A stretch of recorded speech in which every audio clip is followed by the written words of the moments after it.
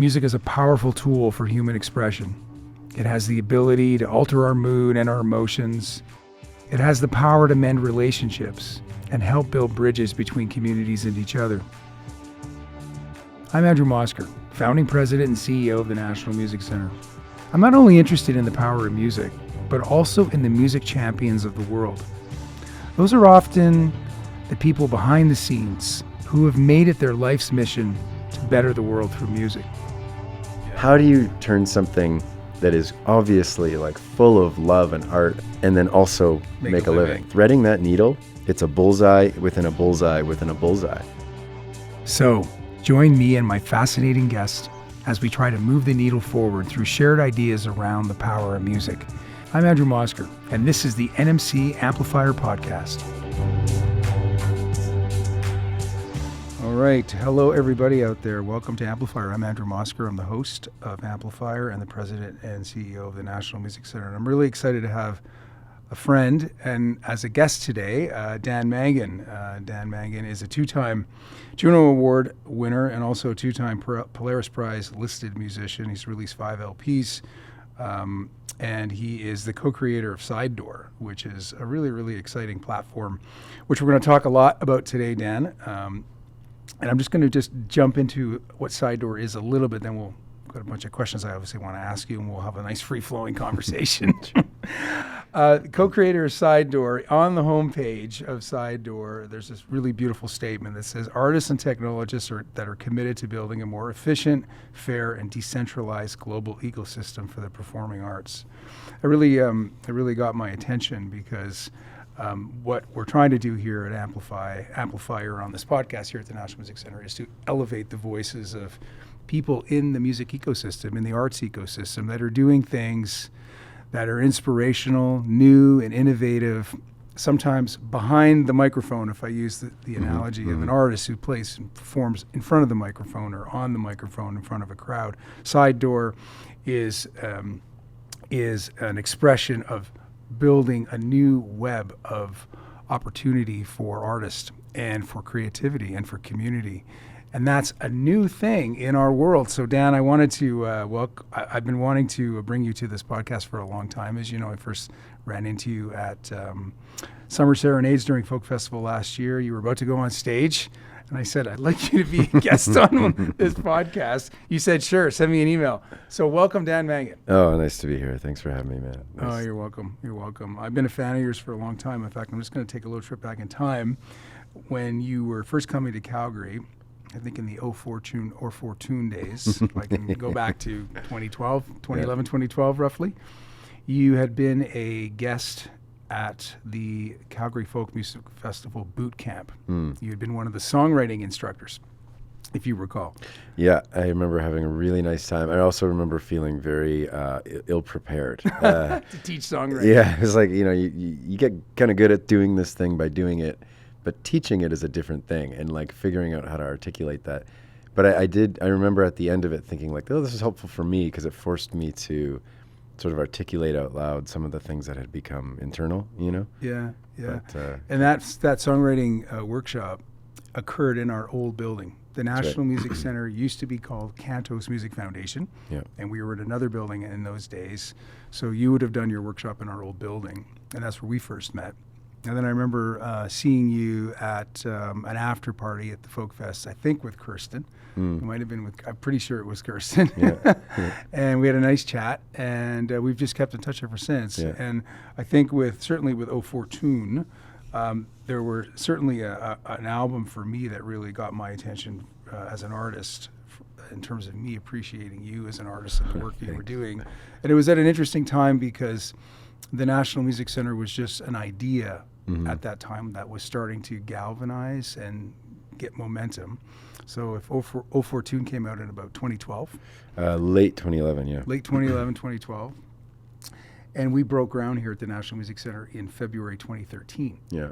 So it was right around that time, and Ingrid and I had just had our first son. So we were. I had my first son in 2013. Did you? Yeah. And we were, really enjoying that record when it came out. And I remember seeing you tour with that record as well. And I remember we were actually starting to build our team to open and build the National Music Center. And we went around the table this one exercise and said, okay, everybody, tell us about a favorite song that you're listening to right now, right? And so everyone ran around the table, and I went, Leaves, Trees, and Forests from Will Fortune. There was something about that song that just, I always loved, you know, and so it was... The flutes. The flutes, yeah. Yeah. So just really, I think a galvanizing record, certainly for me in terms of your work. Well, it's the one, I mean, it's the only one of my records that, you know, won JUNO Awards, which is funny because it's now in the span of my catalog, like I don't think it sells more than the other ones, you know, it's sort of like, it's in with the pack. But it certainly was a moment for me. I think it helped me kind of get to a national stage on a certain level, you know. It's funny, I don't often listen to my own music, you know. It's like once it's kind of out in the world, you kind of, I don't know, you don't really want, you want to move on. And the other day I was running some errands, and we had two cars, and I was in the, you know, the sort of like secondary car that we only use if someone else is using the first car.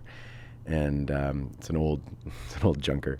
And I turned on the radio, and my wife had O Fortune. I guess it was just like in the crevice of the door, and she threw it in one time or something like that. Yeah, a CD, an actual CD. And so as I was doing some errands, I listened to maybe about a third of that record again, and I was like, you know what, this is a good record. There's some good moments on it, and there's some great sounds on it. Like, you know, here at the National Music Center, we have recording studios. We have lots of vintage equipment. Yeah. You know, it spans like 450 years of sonic history, old harpsichords, synthesizers, all kinds of amazing equipment. So that record in particular, there's some really interesting sounds. And it's very orchestral. There's sort of like a, you know, a grandiose arrangement to a lot of the songs, for sure. I remember seeing you at a songwriting circle. I think around that time, you were on stage with a country artist named Terry Clark. I don't remember what JUNO songwriting circle that was, but where it was. Let's say Ottawa. Was it in Ottawa? Yeah, 2012. I think you played Daffodil on that. Oh, no way. And you're playing this old guitar with this great effect on it, and it just, the sound that you could make with that one guitar on that songwriting workshop stage was just all over that record. It was a sound that was really in that record, the O Fortune record, quite a bit. 40s harmony, which was like what that is? Yeah, it was like a department store. It was like a cheap guitar. It was like a crappy version of what the nice, you know, it was like the ones that they would sell in Sears and stuff like that. You still play that guitar? A little bit, yeah. And it was so I found it in some pawn shop or something for $40 and got it fixed up, and I played that guitar on stage for a long time. I don't bring it on tour these days, but it is, it's a nice guitar to have around the house. Yeah, well, we certainly love history here at the NMC. You know, there's some of it around this podcast studio, and before you leave today after the podcast, I'll show you a few little live rooms that we have or some of the gear that we have in it, but it's something that we are really proud of here at the NMC, is how you can use history and historical equipment to make music even today, because it all has a place and time. It's not just instruments of the past. It can make music, even though these instruments may be historic, they're still relevant musically today. And so I really always appreciated about that guitar when I see you play it. Nice. Also, just in terms of songwriting, before we move on to Side Door, some of the video clips on your songwriting series on your website. I was watching some of them before for this preparing for this interview with you, and I really admire the way that you deconstruct the songwriting process. Is that something that has been new for you in light of starting out at the Folk Festival boot camp, teaching songwriting, and now you're actually producing videos where you're sitting at an upright piano, you're talking about the process. What inspired you to start doing that series? I think when you start writing songs when you're young, you just want to be a part of it. Like you know that there's this like swirling orb of music in the world, and it seems so cool and fantastical, and you just want to take part. You want to be, you want a seat at the table, And so you start by like emulating your heroes. That's kind of like your first step in the door. You kind of write songs that are kind of in line with what you're listening to. And I feel like I didn't really need a North Star in those days for songs. It was just sort of like what sounded cool, and even with the lyrics, like when I listen back to some of my early work, there's some interesting turns of phrase, and I had some wit. I had some clever ways of articulating things. But if I'm being totally truthful, I don't think that I know now exactly what I was trying to convey. And as I got older, as my time became more precious when I had kids, if I'm going to be spending time writing or touring, it has to be justified. I have to be, because otherwise I'm leaving my wife alone with the kids, for no reason. I know the feeling.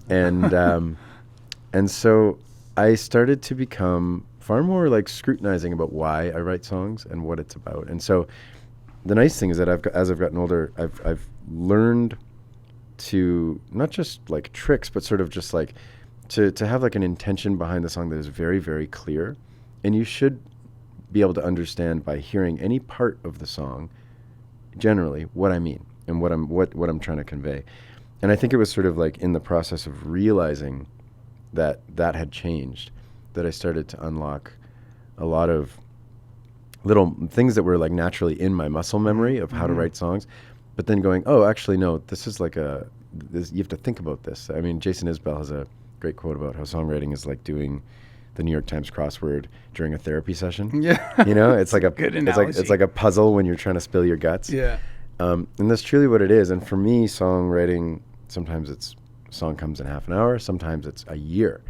There are songs of mine that I literally worked on for a year, and I just couldn't get it. I just couldn't crack the puzzle until I did. And so a lot of it is about just tenacity and like not getting lazy and not giving up and continuing with the process. But anyways, the songwriting series on the site, was a promotional idea by the label. And it was really fun to kind of dig into it. I actually wish that we had continued, and maybe it's something that we'll pick up again with more episodes. Yeah, I mean, I just love the descriptions of the songs and sitting at the upright piano, the old upright piano in your studio, I would imagine. Yeah. We have lots of those around here at National Music Center. Yeah. Do you like to write guitar, piano, or mostly guitar? Mostly guitar. Although recently more piano. The song I just released is called In Your Corner, and that was written totally on the piano. I'm not a great piano player. I mean, to be true, I'm not a great guitar player either, but I'm really not a great piano player. So but the nice thing about a piano is that or just switching instruments. Yeah. You play guitar for a couple decades, and your hands just fall into patterns, and you can't get away from it, and you feel locked into it. So sometimes just switching to a piano and you're like, oh, I can just touch any key, and now I'm in a different chord thing, and that inspires a different melody. So it is good to sort of switch it up for sure. Well, that's good. It's all about experimentation, right? So I think that's awesome. So I wanted to just sort of switch to Side Door. We talked about obviously your music, which is how we met. And then over the last couple of years, we've seen a lot of changes in our world, haven't we? Living in the sort of the dark days of a pandemic and reflecting on what this means to our world and our world order, and what does that mean to us individually and collectively, for those of us that are artists, or for those of us that run music venues or organizations that are based in music, like the National Music Center. A lot of us hit a brick wall. Yeah. On March the 20th, 2020, specifically for National Music Center, and around that time for a lot of other people, where we had to make some really tough decisions, and we really didn't see a pathway forward. All we knew was what we had to find the resilience to continue. And I think it brought up a lot of questions for why do we do this? How do we do this? Can we do it better? And when I first read about Side Door, just again restating that quote that I shared at the outset of the opening of the podcast, I was really intrigued by it, and obviously I heard a lot about this, just through our communities that, you and I sort of move in and out of. Yeah, sure. And Dan Mangan and you're, as the co-creator of Side Door, I heard a lot about this and how you were with your co-creator, I believe her name is Laura, with your co-creator Laura from Nova Scotia, right? How you were really trying to decentralize a system, a music industry system. So I want to unpack that a bit with you. Obviously, I've read quite a bit about it, but I want to hear it from you. Well, in particular, the inspiration behind it. The inception of Side Door in my brain actually started in Calgary. Oh, did it? Wow, good. My first show here in town was at the Ironwood, and I begged them over MySpace to let me come and play, which they kindly did, and 4 people showed up. And so we can call that an artistic success, maybe not a financial success. The early days of performing. And I had no management, no label, no publicist. Like, there was no reason to expect more than 4 people. Like, I'd never been here before. I didn't have any family or friends here. Nobody had ever heard of me. And then, 6-7 months later, Laurie Matheson, who I'd met, asked if I wanted to come and play in this guy Doug's backyard. So we come, and there's like 60, 70 people there. And, Laurie and I each probably made $400 or $500 and sold a bunch of CDs. And it was just sort of like, man, I don't need the venue so much as I need Doug. Like, and I had this mantra back then of like, I'm going to find a Doug in every town. You need a champion, like someone who can invite you in. And the people who were in his backyard, they didn't know who I was. They just trusted him. Yeah, they trusted Laurie. And they trusted Doug, he was just all Doug's friends. And maybe some of them knew Laurie's music, I'm sure. But it was this like beautiful moment of like, man, you play to 30 people in a club, you get paid with a couple beers and you make no money. You play to 30 people in a living room, you might make $600 and have a place to crash. And so I would do these house concert tours and I would come home with these like envelopes full of cash. And I'd be like, man, I'm flying here. You're surviving. It's good. I'm paying for gas and it's all working. And so I it's just sort of like, until you can sell a certain amount of tickets, touring is very cost prohibitive. The overhead on gas and hotels and paying for a band maybe or a tour manager, it's just so expensive. And so until a certain point, playing in this sort of like off-grid ecosystem allowed you to really make the most of it. And we, early in those days, I kind of came up with I'm full of metaphors and things that I visualize that help me with my career and everything. But this was sort of like, if your footprint cannot be wide, let it be deep, like a fox paw in the snow. It's like, if you can't sell 1,000 tickets, have the most memorable, amazing night with 40 people. And the truth is that coming out of that experience, they will not only appreciate your music or support your music, they will care about you as a human. And then as you come back, they will have a sense of you. They will, whether you know them well or not, they will feel like they know you. And when you come back to town, they will tell all of their friends, and because they want you to succeed, not just that they like your music. And so it was sort of like a way that I could find a spark in every town that I could fan into a flame. It's really hard to turn 4 people into anything, but you can turn 40 or 60 people into 100, and you can turn 100 people into 200. You can turn 200 into 500. So it was like, it was just a matter of like spurring up activity. How do you do this? It's impossible to get the industry's attention if you don't already have a bunch of traction. Correct. And it's so hard to build any traction if you're not getting those opening spots and the industry doesn't know you. And so there's these gatekeepers, agents, managers, labels, promoters that essentially hold the funnel for venues. And, through Side Door, what we've learned is that 97% of touring acts are not represented by a booking agent. So, it's not evil. The funnel is not evil. It's, there's just a very finite amount of venues, and they need to stay afloat by selling booze. So they need to be full. So managers and labels and agents and promoters essentially curate who gets to play in those venues for the venues, and everybody's happy. The venues are full. They sell booze. They get to stay open. The only issue is 97% of artists are getting kicked out of the funnel. They're not making it through the funnel, so they're churning out. They're giving up on their dreams, or they're. And so I just saw this like huge gap of like, wait a minute, there's just not enough venues to play, and they're all downtown. They're all bars. Everything's alcohol centric. Everything's evening centric. Like why is it that we've come to these norms? Like music can happen anywhere at any time. Yeah.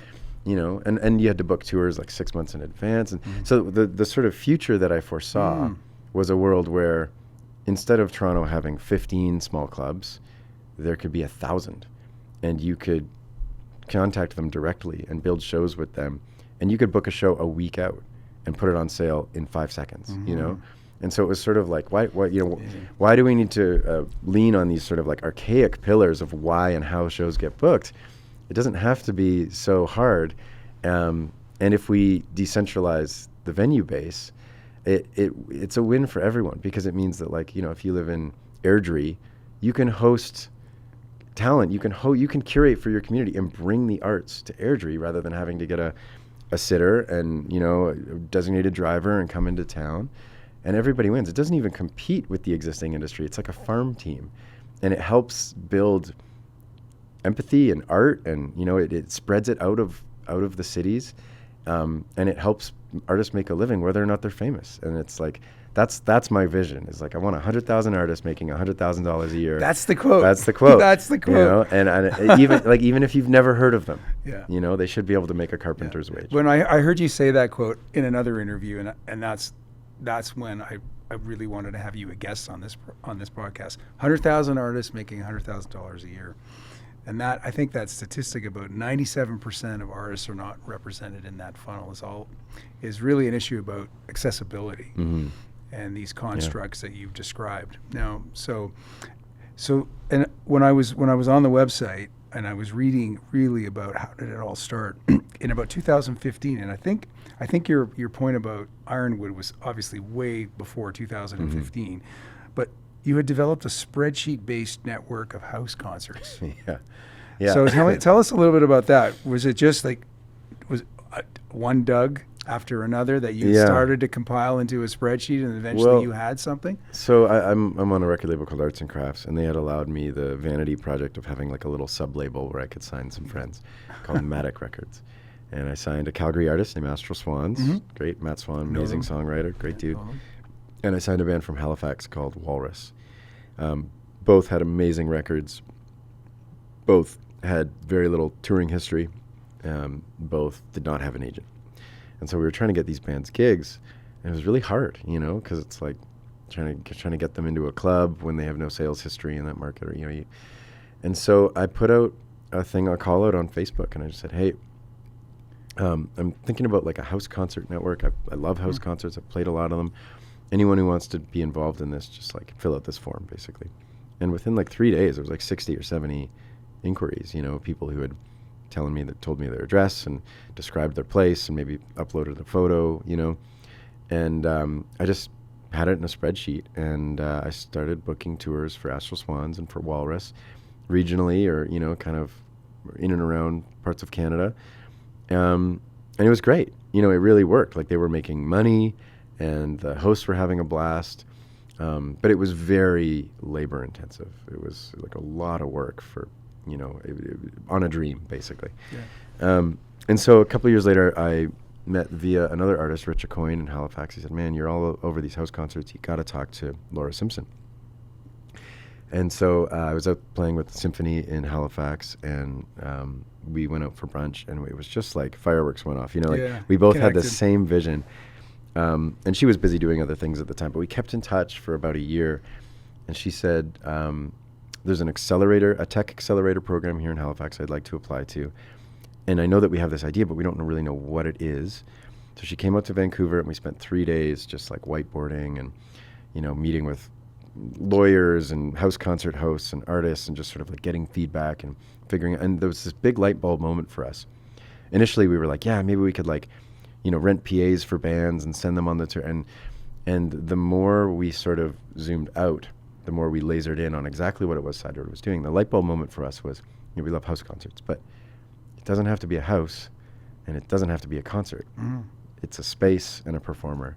And that's when the sort of like big idea really hit us of like, okay, now we're tapping into something interesting. What if it was just a marketplace for the arts with bookstores and warehouses and co-work spaces and national parks and curling rinks and backyards and gazebos and comedians and dancers and lecturers and musicians, and you know, so that's really what we're reaching towards, is just this sort of place where you can go to book something, either as a host or as an artist, or to just see what's going on. I mean, I dream of a day when you can, at 4 p.m., look at your phone and see, you know, a handful of pins around you on a map. And each of those pins is a show happening that night.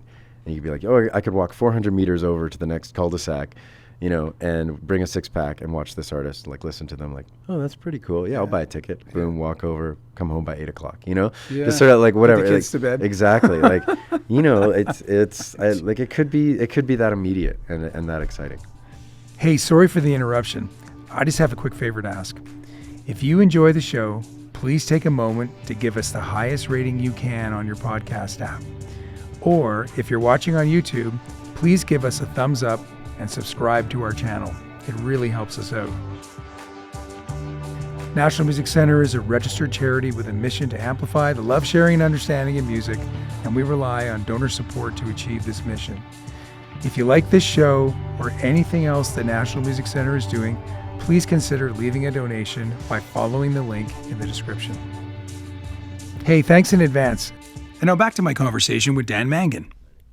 It's, was such a big idea. And, Laura, I was reading a little bit about Laura and certainly her experience with Nova Scotia Music and doing, I think, quite a veteran of the music industry. So having that perspective, you having your perspective as a on-the-ground, boots on the ground, singer-songwriter, touring artist. Yeah, well, and she had been hosting music in her home when she had kids, because she was like, I don't want to go to bars anymore. Can't go out. I can't go out. We can't get a sitter. So she worked in the music industry. She worked for the Music Nova Scotia, which is like a funding agency for it's a nonprofit government org, and so she was helping artists export and get over to Europe and stuff like that, and hearing all of their pains. So she started booking shows in her living room, and it was just going gangbusters. Like, she was selling out immediately. She had a new mailing list going. She was selling subscriptions, and it was just fun. And people would always say to her, oh, yeah, but you can do this because you work in the industry. You have access to the artists. And that just kept ringing in her head. She's like, but that's ridiculous. Like, anyone can do this. Anyone can do this, and so that's what we named, when you create an entity, you have to name it Side Door something. So our company is called sidedooraccess.com because, that's truly what we're doing. Is we're just creating access for regular people to be stakeholders in the entertainment industry. Amazing. There is a lot of myth about the entertainment industry that you have some special gift or some magic formula that only you have access to artists, but truly anybody can put on a concert. It's very relationship based. It is. Agents have relationships with promoters. It's sort of like once you have to kind of get in, and I was lucky to get in eventually. But I kind of had to side skirt the funnel, and I was like a hardcore DIY guy. I was booking cafe tours in Europe over MySpace, and it was just hustle. And but over the years, I just saw these gaps. I was like, well, what if there was just like a really quick and easy tech tool that could help connect all these different people? They all want the same thing. They want to make something awesome happen. Just help them out. So I'm just thinking of a chronology here. So around 2019, Side Door 1.0. That's right. Was it live? It was live, yeah. That's when you could book a show on your own. It was pretty rough, We had one developer. But so, and that's the crazy thing. Like, I didn't go to business school. My business school was playing in the corner of Irish pubs and nobody caring. But I've spent the last now, 5 years, taking calls with venture capital funds and pitching, and we've raised, several $1 million. I know with the National Music Center, all about raising money to make, to make a dream happen. And so it's been crazy. It's just such a learning process, figuring out, the tech world is its own thing. It's its own ecosystem. And music tech is, its own thing. And so figuring it all out and finding our place in it all has been just a crazy roller coaster of, hiring and figuring out how to run a company. Well, I think one thing that you just said that I think kind of rings true for a lot of people who build anything. A lot of people that build things don't go to school for it. Yeah, which is interesting.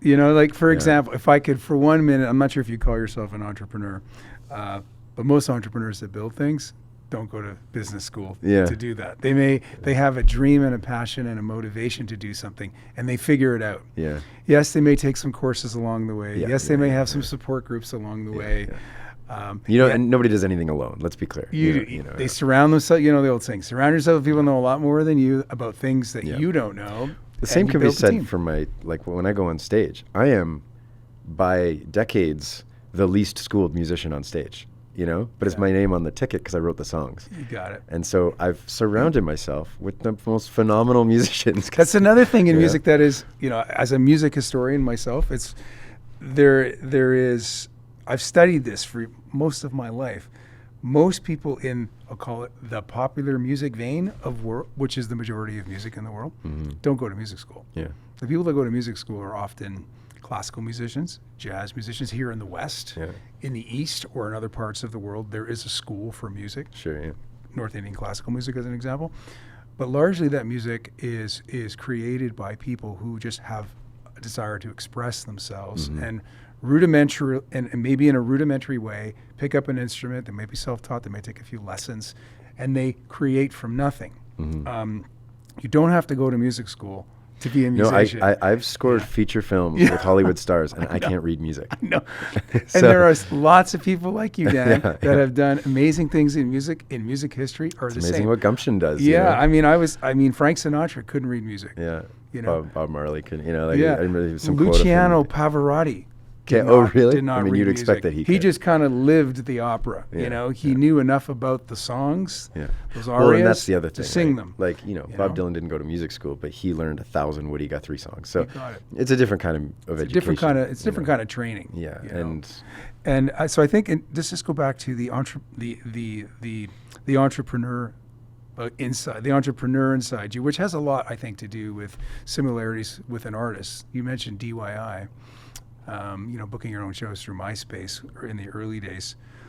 Artists are creators who are so driven that they just feel a need to find a way to get their music heard and to tour and to make that connection with people. The same with people who have, I think, I've met lots of people that have started tech companies and they just have a thought or an idea. you have to see something before anyone else can see it. And see it. Yeah, and it has to seem obvious. To you. Yeah. Like it has to seem like, well, duh, this is where it's going. Yeah. And get on board or not, because you have to have that sort of like naive gumption, because it's an insane thing to do. It's just ridiculous. Like, like I'm sure in the early days of mustering up the idea for the National Music Center, that people were like, oh yeah, good luck, bud. And there was a lot of that. It's just a ludicrous thing to try and achieve. There was a lot of I'd say 90% of the people that I would talk to about this idea, they thought it was crazy to do it. In period, they were, number one, you shouldn't build something like that. It's not needed. Secondly, it should not be done in Calgary. Yeah, it should be done at least in Toronto or Montreal. Yeah. Thirdly, it should never be in East Village, Calgary, if it is going to be in Calgary, because this is not a safe place and has no future. Yeah, right. You shouldn't try to save the King Eddie Hotel and build a National Music Center around it. Not enough people care about heritage and history. And so what, that there was a live music history associated with the King Eddie that went back. And now years. that it's all here, it seems obvious. Yeah, this is, of course, Calgary's Music Central, Yeah, I know. And but that's the power of like the story, and I think that the hardest thing to do in life is any venture that would end in 1 second if you decided to stop. Yeah, exactly. If you're part of a bigger machine, you're working towards something on another project, that's hard. But there's like many moving pieces. But if literally you are trying to do something, and if at any moment you decide, maybe I'm just not going to do it, it was over. Like, that's the hardest thing, because you're dealing with trying to lift a boulder up a mountain and trying to roll it down the other side. It's unbelievably hard. And I think that business is sort of a dirty word to a lot of artists, the idea that like you're selling something. And it's something that I've struggled with. I've really grappled with that over the years of like, am I an entrepreneur? Am I in business? And the truth is, once you sell one CD or one T-shirt, you're in business. And I think that the struggle for a lot of young artists in particular, as they're finding their path, is they feel like, I don't want to sell out. And as I think when I was younger and I was less sure of my art, you do have to keep them kind of separate. The art and the business are two different things. And if they overlap too much, it can get really muddy. So you have to try and approach the art on its own for art's sake with your intentions that are, emotional. And then you have to approach the business side with your sort of methodical head. And the Venn diagram, they do overlap, but you have to try and keep them somewhat separate. But the conclusion that I've come to is that the more certain I get about my art, the more confident that I get about my songs and saying, I know that these are good songs. I believe them with all of my core to be good songs, the less I worry about flogging them to the world. Because I'm like, well, why wouldn't I want the whole world to hear these? Whereas when I was younger and I was a little bit more defensive or uncertain about my songs and about my music, That's when I was really worried about how cool I looked, and I didn't want to look like I was selling out or anything. But now it's like, no, this music is awesome, and I am going to get as many ears on this as possible. And I have no qualms about it whatsoever, that this is a business, And the truth is that all your favorite bands that look so cool and they looks like they don't try, it's not that they're not trying, it's that they're just really good at it. Yeah. Do you think that that's come from just confidence and the success you've had over the years? From that first gig in Calgary. I think it's come from some hard Ironwood. truths. I've had some really humbling, crippling moments, and moments where I thought I would give up music. 2015, for a variety of reasons, was just the hardest year of my life. And just like one gut punch after another, just over and over and over again. In personal life, music life, everything. Just everything came to a front. And I was sort of like, man, should I go get a job at the CBC? I could go get a show or something like that. Have enough sort of clout with, in that world. And my dad said something to me. He's like, I know that it seems hard to believe now, but there will come a time where you will be thankful for all of these things to have happened to you. And I remember kind of being like, yeah, whatever, Dad, good one. And then through, a year or two of soul searching, he was completely right. And I achieved sort of a different level of understanding of who I was and what I wanted to do because of all of that hardship. And one of the things that I realized was just how desperate I was for affirmation from people that I thought were cool, from like the pitchfork world or whatever. And then I realized that coolness is like a fog. It's like a ladder of fog. You're trying to climb a ladder, but it's made out of fog, and it goes on forever, and it's all completely relative, and there's nothing solid about it, because what's cool to you is uncool to somebody else. It's all relative. And the second you've convinced, a huge crowd that you're cool, you start going, oh, but I don't feel that cool. So you guys are all idiots, and now I feel like an idiot for having tricked you, and this is all disingenuous, and I'm going to go, do heroin in the janitor's closet or something like that. It's a fog. There's nothing solid about it. But the thing that is solid is when you're being honest, and when you're doing something that is earnest and real, and when you're in your skin, in like you're authentic. When you're being authentic and when you're not being authentic. And so using that as a measure of success, if I can honestly say to myself, I'm in an authentic moment on stage or when I'm making this music, that's an on and off switch, and I can lean on that. But like cool, there's nothing there, and so turning my North Star from wanting to participate in the coolness of the music industry, from that to no, I want to connect on as deep up a level as possible with the largest amount of people, because that's a drug, man. Like it is. When you feel completely like universal connection with a huge room full of people, and it's authentic, there is nothing like it. That's the power of music and power of connection. I think, what you said about your father just sort of supporting you in that moment in 2015. I remember you thanking your parents when you won at JUNO in 2012 in Ottawa. They were both there too. I remember you saying that actually when you accepted your JUNO at the Sunday broadcast. For everyone that says no to you, whether it was all the people that thought we were thousands crazy, of no's, yeah. all the people that said no to us, thought we were crazy, thought I was crazy, National Music Center supporters, there was a small minority of people rather, that supported the idea, just like your parents, your father in this one case. And that when you have that kind of, even it might be a small support system, it does give you the confidence to keep going and help you put things in perspective. So that's great that your father did that for you, and you kept going. And like, just the luck too, and the privilege, like, when I was 16 and I wanted to do this for real, my mom sort of like pooled money from the family and extended family, and they got me a nice guitar for Christmas. Like, that's nice. My dad took time. Like for a while he was like, okay, music, that's a nice phase, go be a dentist or something, But my mom, from day one, she was in. Like she was coming to every gig. Oh, that's awesome. She was, and so there was, it didn't happen overnight. It did take time, but in those early days, like having that parental support, I didn't come from like a really wealthy family or anything, but we were like solidly middle class. I'm like a white guy in Canada. I have the benefit of the doubt in so many ways. If we're going to be real about how the world operates, I had so much privilege, and just the ability to like endeavor into music as a profession you got to put 2 feet on the train. It's a bit of a risk, and so if I was working 2 jobs to support my single parent or something like that, like I couldn't have done it. And if I had kids when I was younger, I couldn't have done it.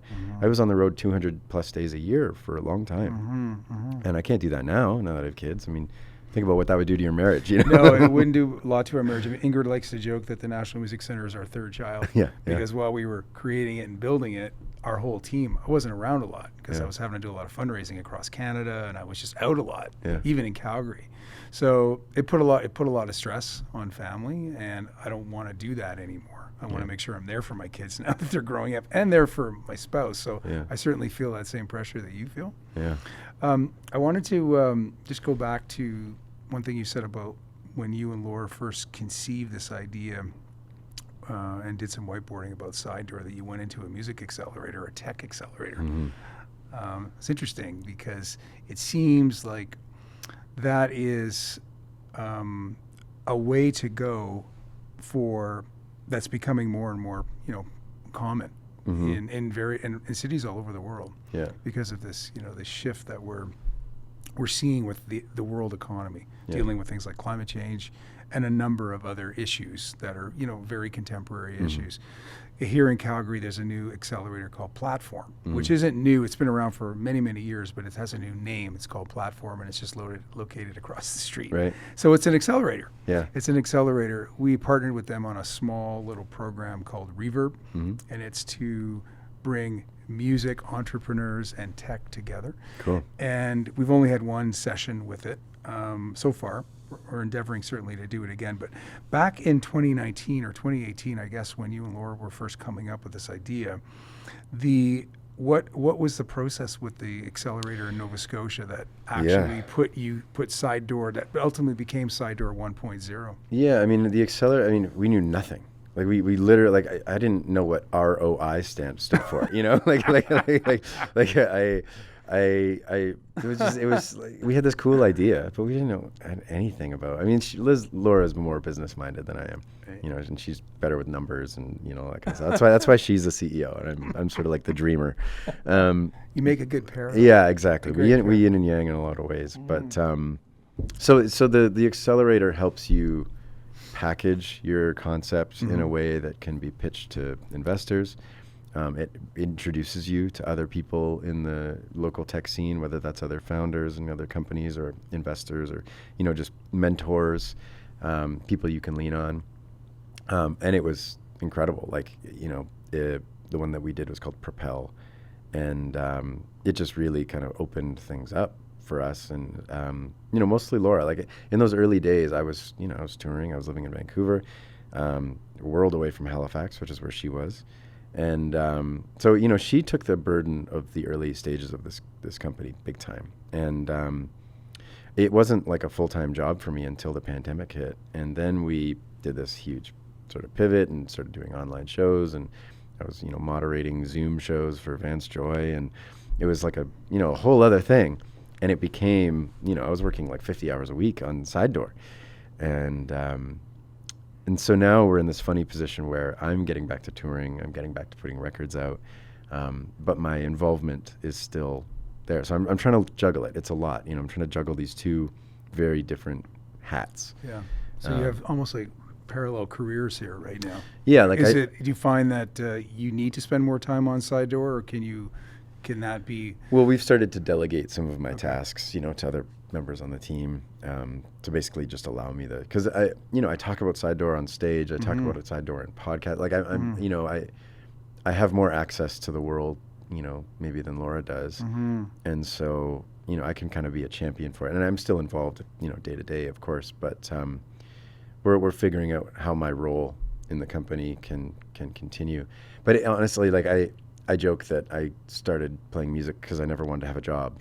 And now I have like two really hardcore jobs. It's the complete opposite. Yeah. Music is more than a job. Yeah. It's a calling, and it's But then way you have to more of a figure out how to commitment turn it than- into money, you You know, and do. like, you know, it's You like, do. and then You know? feel good about it. Yeah. Like, you know, that's the crazy struggle. That's what, you know, like there's so few Bjorks and Becks and Radioheads and Arcade Fires. Yeah. How do you turn something that is obviously like full of love and art and, you know, credible stuff, and then also make a living, you know, and threading that needle, it's a bullseye within a bullseye within a bullseye. Yeah. That's why there's so few of them. As Torquil Campbell from Stars says all the time, if this was easy, literally everyone would do it. Yeah.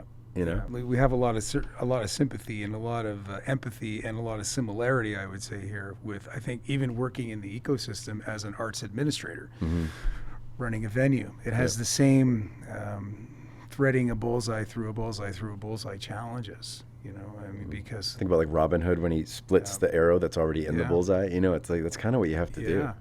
Like when I think about, you know, what it costs to run the National Music Center, how much it costs to build, how much it costs to sustain it. It's I often joke, it is like having another child, because you bring something into the world, you can't just walk away from it. Yeah. You're in it for life. Yeah. And I feel like the arts and music ecosystem is like that. Yeah. And it attracts a certain type of person. Yeah. And not everybody has the resilience to withstand its challenges. Yeah. Is what I've certainly and people learned over. cut you down. They will. I mean, I posted a video the other day that was about this horrible review that I got of my horseshoe show back in 2010. And I felt like I say in the video, I felt like I climbed Mount Everest, and this journalist just hacked me to bits. Like, wow. You know, sort of made it seem like I was just like the worst, most bland piece of garbage ever. And I was destroyed for weeks. Like I was in like despair, you know, and you know that happens in varying ways all the time. It does. It's not necessarily always so obvious and direct. Yeah. And so you have to I think that people, you know, as I say, like the easiest thing to do is criticize, right? Always. And people who would never have the gumption to take on something so hard will kind of be the first people to be like, it's dumb, that'll never work, you know? And it's because they don't believe that they could do it, so how could somebody else do it? It's like, it says too much about them to think that someone else might be able to do something that they can't, you know? There are critics not only of artists, but there are critics even of national music centers and other venues and other types of artistic expression, whether it's in a venue or just actually like an exhibition or a particular art medium. And I think all of us, like I've had my fair share of criticism from lots of people, you know, and it takes a support network to get through it. It takes practice to ignore it. Some meditation. Yeah, it's hard. It is hard because I think a lot of us in this sector that have come into it with the right intentions feel like we are doing something honorable and authentic. And when we get attacked, it's like, look, I'm not in this for any other reason because I love it. Okay? Sometimes I just want to say, like, guys, I'm trying so hard. like I hard, want to please you. I really do. Like, I'm trying with everything I have, and I'm sorry it's not good enough. You know? Well, you've accomplished so much, Dan. I mean, like I said, you're such a successful songwriter here on the Canadian music scene. I mean, you have admirers, many multi-generational admirers. I'm certainly one of them. You're doing 2 shows tonight at the Bella Concert Hall. Sorry, one last night and one tonight at Bella Concert Hall here in Calgary. You are involved in this startup, if I can still call it. You still call it a startup? I still call it a startup.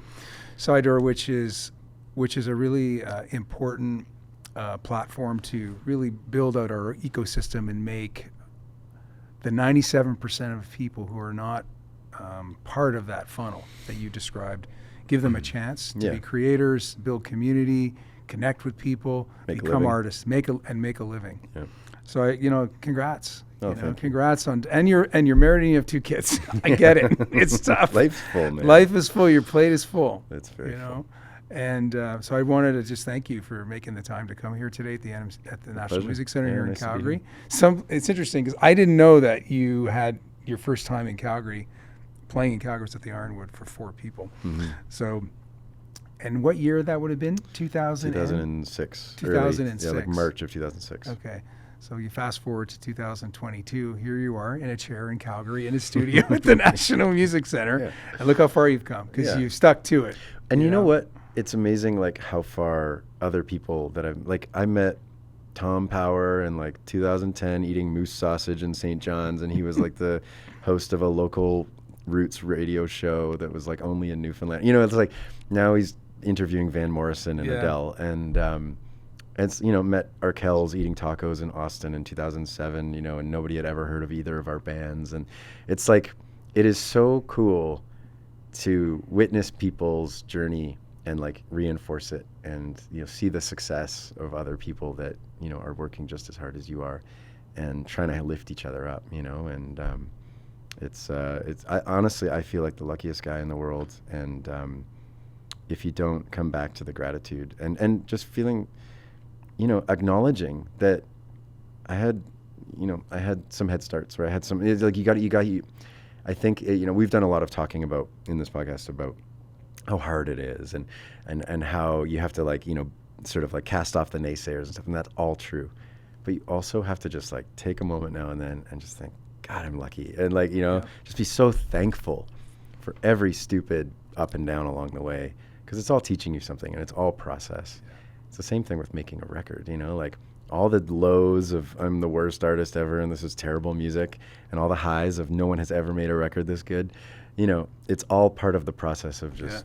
Yeah, I totally agree with you. I mean, I feel very privileged to be able to do what I do here at the National Music Center, to talk to artists like you. I mean, I've been a music person my whole life, and I'm making a living doing it, and I'm helping other people make a living doing it. And we're building jobs here at the NMC and helping put Calgary in Canada. And you're helping people have, experiences in the arts that are enriching and making their lives better. It's incredibly meaningful, and I love what I do. That's why I have a hard time stopping what I do, right? Which is a different challenge, right? Workaholic. You're workaholic, and you work all the time. My dad was a lawyer, and so he would be gone at like 7 a.m. and then he'd show up at 7 p.m. and he'd read to us and tuck us into bed, kind of thing.